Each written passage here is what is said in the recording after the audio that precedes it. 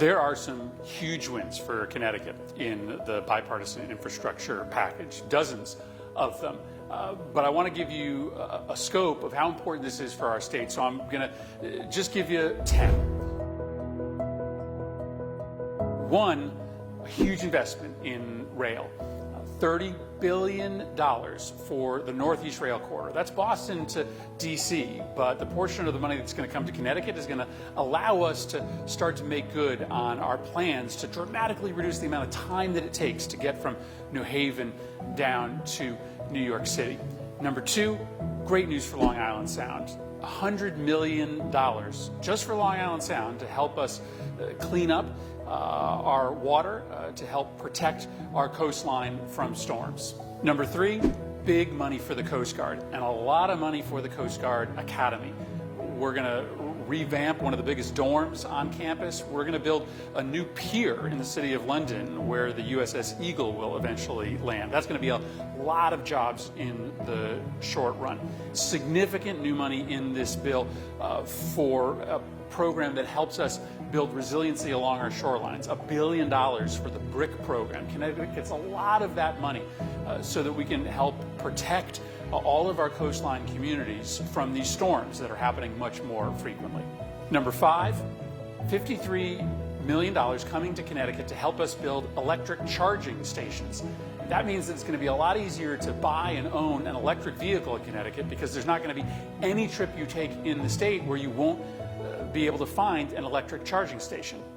Number six, there's $3.5 billion coming to Connecticut for highway reconstruction and highway improvements. We've got some expensive projects coming up in Connecticut, like the redesign of the intersection of 84 and 91 in Hartford. It's not going to be Connecticut taxpayers alone that's going to bear the burden of that now that we have significant federal funding coming to help us with highways. Number seven, over $500 million coming to Connecticut just for bridge repairs.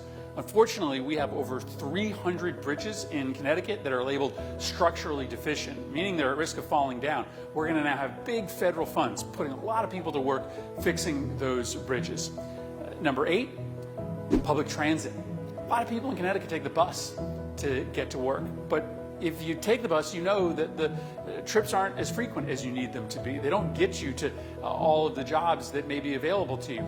$1.3 billion just for Connecticut in this bill to help us improve public transport, including bus transport. Number nine, one of the most exciting things in this bill, help to get everybody in Connecticut access to high-speed internet.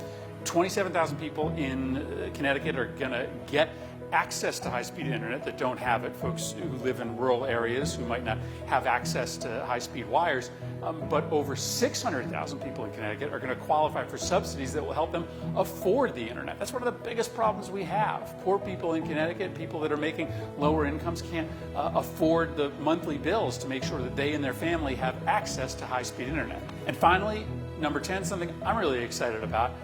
I got a Buy America bill included in the bipartisan package, my BuyAmerica.gov Act, which creates a clearinghouse so that every small manufacturer in Connecticut can apply for federal government work before it gets sent overseas. That's included in the bipartisan infrastructure bill. Big help for small manufacturers in Connecticut.